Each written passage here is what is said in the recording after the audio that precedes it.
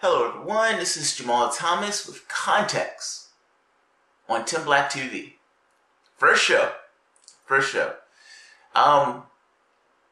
Look guys, I already told you my name, Jamal Thomas. I'm a newbie on this channel. Tim Black asked me to be a part of this show and I was obliged to say yes. I think I told him you had me at hello. I know a lot of you probably don't know who I am. Hopefully you'll get to know me. I have a bias towards humanity, and I tend to be further to the left than most, even though I tend to be brutally fair and brutally analytical when I go about going through something. I call this show Context because ultimately, on my channel, on my channel, the Progressive Soapbox, it's called Jamal Thomas, but it seems like that's the thing that people know me for more than anything else. This brutal analysis and this kind of introspection, this philosophical view of politics, people, giving it a real-world example, real-world consequence in that sense. My goal is to provide context. Honest, straightforward context. It may be philosophical sometimes, it may be long-winded sometimes, but ultimately at the end of it, I would hope you would have a little bit more context than you started, when you got into it. First up, anger. Protests erupt over results of California Democratic Party's election of a new leader. Let's get into the middle of it. Democratic Civil War. Democratic Civil War. I have to be honest, I love this. There's something in me that says, oh yes, yes, they cheated our candidate. They cheated our candidate, goddammit. I'm angry. Alright, so this is LA Times. I love this article. There's a series of these, actually, that's talking about the flare-up between the Democrats, between the Bernie-crats, and the corporate shills. Supporters of the losing candidate in the California Democratic primary race for chairperson were out in mass early Sunday morning at a state's convention in Sacramento, many calling for an investigation into the party's voting process. Longtime Democratic leader Eric Bauman eked out a victory Saturday to be the party's next chairman, beating rival Kimberly Ellis by just 60 more votes, according to the state party. A spokesman for Ellis' campaign on Sunday said they were consulting with legal counsel to determine their options. Ellis has not conceded. Now, the beauty of this is, you cheated Sanders. You're not going to do that shit to us. I love this. When you're talking about a civil war, when you're talking about the turn of the worm, this is what you're looking at. You're looking at a situation where people no longer take a back seat. They are asserting themselves. Now, my argument will be, if you want to assert yourselves, get out that party. Let that party fail on its own. Either that party comes to heel or that party dies. Period. Let it burn. Let it burn. I don't want Trump in that office, but I don't want a Democratic shield in that office. The Democratic shield is worse. It splits the opposition. Ultimately, if you're in a situation where you have a corporate Democrat, half of the Democrats go to sleep. Those guys are robots. Their antennas go off and they're like, oh, good, we have so-and-so in that particular office. The world is great. The world is not great. The world is not great. People are suffering in this world. You have people who can't make ends meet, just basic ends meet. You have people working jobs where they need 40 hours a week, but require either another job or some kind of government assistance while that company that they're working for is making billions. That's what I'm talking about. This reality is not a good reality for the majority of the people in this country, let alone the people on this planet. Do you realize the majority of the people on the planet live off like $10 a day? The amount you would spend for popcorn at a movie is what they live off a day. We do not have an issue of scarcity in this world. We have an issue of access. There's a difference in those things. The billionaire who steps over the homeless guy to get into his car, to go to his third house. That is our reality. We are living in a Hunger Games reality. Literally. We're living in a Hunger Games reality. Now, in this particular case, you have Bernie Sanders, the wing of the party, not taking shit from the other wing of the party. You guys won. This looks fraudulent to me. You guys cheated us before. You guys cheated us with Ellison. No, we're not taking this. We're not taking this result. This is awesome. I love this. It's standing up with the backbone. It's standing up with the backbone. The race between the party insider and the progressive organizer was a heated battle between divergent forces that were racking the Democratic Party nationwide. Bauman was a favorite of the public establishment, while Ellis drew the backing of liberals who supported Bernie Sanders in the last presidential election. Party delegates are scheduled to meet Sunday morning at a convention, and the meeting is suspected to be testy. Ellis supporters were gathered out the Sacramento, California Center just around 7 a.m., many expressing outrage at the outcome and demanding a recount. "We got shafted," said Ellis Ederson from Berniecrats of California. Manny King, 41, a Democrat delegate from Orange and another Bernie Sanders supporter, said the results were too similar to the presidential race. Sanders supporters blamed the leadership of the Democratic Party, including former party chair Deborah Wasserman Schultz, for undercutting the Sanders campaign in favor of Hillary Clinton. Well, that is true. That is what happened. That's exactly what happened. King said Democratic Party establishment did the same to Keith Ellison of Minnesota, a favorite Bernie Sanders supporter who ran for the Democratic National Committee chair but lost the former Obama administration Labor Secretary Tom Perez. She has a point. Now understand, Tom Perez wasn't supposed to be in that race. Keith Ellison was the only person in that race. He got prodded, like, hey, there were calls going around. It was apparent that the establishment parts of the party was unhappy with Keith Ellison. Smeared the guy, called the guy racist, called the guy anti-Semitic. That's what they did to somebody in their own party. Keith Ellison lost. Essentially had a shiv stuck in him by Tom Perez. Now, at the point where Keith Ellison was out there bleeding on the ground, Tom Perez comes out and is horrible as DNC chair, creates a position, and gives it to Keith Ellison to be a sheep herder. You're my number one sheepdog. Go out there and get those progressives back into this party. Now, sheepdog number one, the main sheepdog number one, Bernie Sanders, is out there doing the exact same thing. You have the ridiculous situation that the people are fighting the DNC in court over Sanders, while Sanders is functioning with the machine to get people into the DNC. That is sad and pathetic. That is a gross context, but that is the context. Hillary Clinton and the Democratic Party, in trying to win that war or win that battle, they destroyed their party. Destroyed it. I know of no progressives that call themselves Democrats. They've lost like 15 million people out of that party. And even though Bernie Sanders is jumping from the country one spot to the next, it's actually hurting the party. Believe it or not. It doesn't help you. It doesn't help you. When you have Bernie Sanders on stage, not on stage, Chris Hayes, liberal Chris Hayes, establishment liberal Chris Hayes, he's looking at these two quantities. He asks Bernie Sanders, hey, what do you guys point to an enemy or whatever? Bernie Sanders goes full in. The ruling elites are keeping us down. We need to do so and so. We got to fight the billionaires, blah, blah, blah. I'm waiting for him to say bourgeois. I wanted him to say bourgeois. He was that close. He was full socialist. They go to Tom Perez. Chris Hayes says, Tom, do you see it that way? Do you, the ruling elites, the billionaires on their back, do you see it that way? Chris, I think you're giving me a false choice. These quantities are drastically different. And the more that these quantities are seen together, you're seeing how drastically different these quantities are.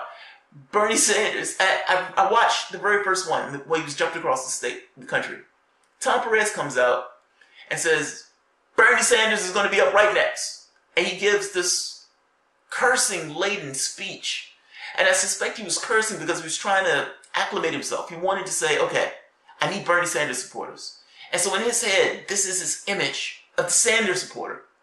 It's somewhat of a pejorative, to be honest, that the idea that he's going to get up there and just start slinging curse words left and right. But he's telling you Bernie Sanders has come on, meaning Bernie Sanders is the point of the show. He's the point. The goal is we're standing beside Sanders. We're shaking Sanders' hand. We're rubbing elbows with Sanders. No, we don't want anything that Sanders is saying, but we do want people to know that we're standing beside him. Now, when people are going to vote, are they going to know that those quantities are different? Are they going to know? Meaning, are they going to be aware that the person, the shield that Sanders was standing beside, is not the same thing as Bernie Sanders? I don't think so. I don't think people pay attention to politics in that way. Meaning, Sanders' goal is essentially coming to fruition. Now, the question becomes, in the same way that those people were defrauded in the lawsuit, meaning Deborah Wasserman Schultz coming out saying, hey, we're being fair, we're being equal, and they were lying through their teeth and allowing people to send money to a process that they knew was fraud.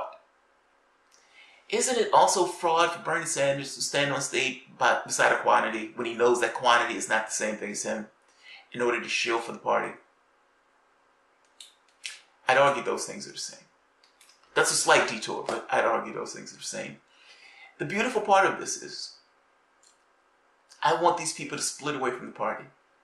I want these people to make the Democratic Party hurt. I want it to be a situation where the Democratic Party can't get anybody elected unless that person is a progressive, because progressives just wouldn't vote for them. That's what I want.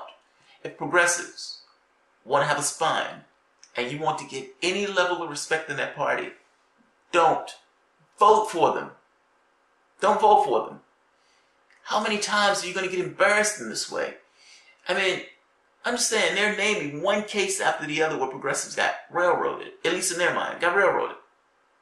Why are you still a Democrat? Why are you still a Democrat? Why are you in this party? This party is functioning as a level of a machine. Why are you functioning with the machine? Is your vote better placed by not placing it in the Democratic Party and letting that party fail on its own devices? If that party wants you, make that party come to heel. Make that party come to heel. Do not give away your vote. Your vote is not perfunctory. Even when we're talking about these DNC things, if these progressives didn't like to vote, those progressives should strip away from the party. Period. Let it burn. That's where I'm at. That's where I'm at. They cheated our guy. Understand what we're saying. They undermine democracy. They literally undercut democracy. You wanted a particular candidate in that office. The DNC said, no, that's not the candidate we wanted in office. It wasn't enough that they had superdelegates, so they could put all those superdelegates behind their people. That wasn't enough. They also took the next step of throwing people off the voting rolls, changing the names of people, whether it was Republican to Democrat or vice versa. The whole thing in Vermont, the whole thing in, oh Jesus, it's getting late, my brain is getting forgetful. The whole thing in Vegas, Los Angeles, not Vegas, Nevada, where they did the hand vote. They cheated, lied through their teeth about the vote, and then said, oh, Bernie Sanders was throwing chairs, or Bernie Sanders supporters were throwing chairs. They were lying through their teeth left and right. They were using voter suppression techniques all throughout that election. And you can even make the case that the machines themselves were faulty. When the people were standing up, Lee Camp has this awesome video where the people are standing up and they're saying, no, they were doing a count, and the machine count didn't match the hand count, and they changed the hand count to match the machine count. This is what people were saying. They were watching the process. That's fraud. That's fraud. Why would it have anything to do with the party after that? At the same token, that party literally comes out and says, look, we can change the rules when we want to. Though that amounts to a political promise. That promise doesn't mean anything. You can't do anything because our bylaws are not enforceable by law in that case. Why are these people still a part of this party? Why? Why? Is your worth asserted by not being in the party? Or is your worth asserted by whining and crying that these people are cheating you? Because they probably are cheating you. You've seen their behavior in the past. You've seen what they're saying in court. Are you still trying to function in this party? Or is your interest best served by stripping away from the party, letting that party fail on its own devices?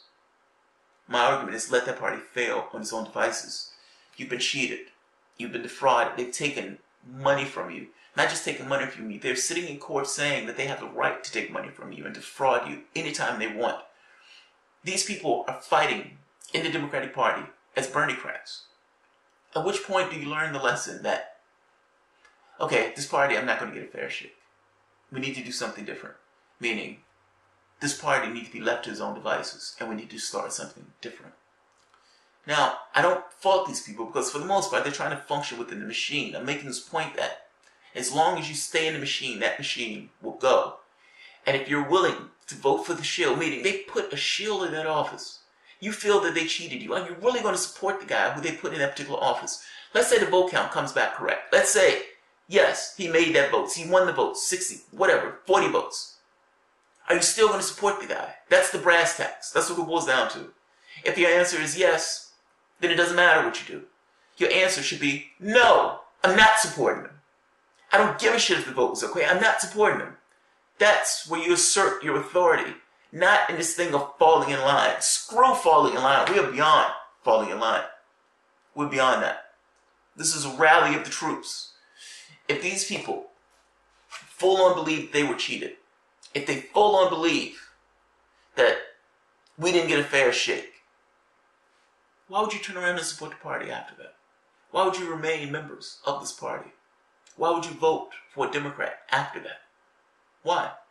I understand you're scared of Republicans, but there are other parties. Vote Green for that matter. Let that party fail. Let it fail. That's my point. And this gets worse. Because Tom Perez, there's another article related to this. Tom Perez bombed speech. California Democratic chair tells protesters to shut the fuck up. Yes, he did. Tom Perez bombed speech. I didn't misread that. California Democratic chair tells protesters to, quote unquote, shut the fuck up. DNC chairs offer same meaningless rhetoric that incites protests, criticism, and its ability to lead. The rift within the Democratic Party was on full display at California Democratic Primary Convention on May 19th in Sacramento, California. Progressives joined members of the National Nurses United protesting the Democratic Party establishment refusal to support single-payer healthcare system. Rather than follow with Democratic rhetoric that healthcare is a human right, establishment Democrats have responded to voters by scolding them and attacking them. This is an amazing thing. During the first day of the convention, California Democratic Chair John Burton yelled at protesting nurses to shut the fuck up and go outside. Burton condescendingly told the protesters, "There's some people who've been fighting for that issue before you guys were born. Don't look like they were fighting all that hard. They damn sure didn't get what they were trying to do." And the sad part about it is, these people have a point. For you to say, we believe healthcare should be a human right, yeah, I believe everybody should get healthcare also. I believe everybody should get popcorn and unicorns, and I believe everybody should get flowers every day, delivered to their jobs. Now, that's a different thing than me saying, how am I going to do that? Single-payer healthcare is the way to do it. You telling me that people should get healthcare doesn't mean anything. That doesn't mean one iota. I think everybody should have their own unicorn. I think every day should be sunny. I think it should be 70 degrees outside every day. I think nobody should have to work anytime. They can just go puttering about. Saying that you want things is a different thing than saying how are you going to actually do it. You're a politician. Your job is to legislate through law, not to come up with conceptual things that you want. It's not about that. The California Democratic establishment, like the National Party leadership, has favored corporate and wealthy donors, undermining pushes for single-payer health care that would provide Americans with health care, not just health care insurance. Eric Bauman, the California Democratic primary vice chair and candidate to succeed Burton as a party chair, received $12,500 a month from the pharmaceutical industry to fight Proposition 61. You don't say! Which word capped the price that any state agency or care program could spend on prescription drugs at what the Federal Department of Veteran Affairs pays. Bauman says these payments, while earning a six-figure salary as an advisor to the California Assembly Speaker, Anthony Rendon. Proposition 61 failed to pass in November 2016 after the pharmaceutical industry spent millions of dollars opposing it. That guy who was getting paid off, that's the DNC chair in California.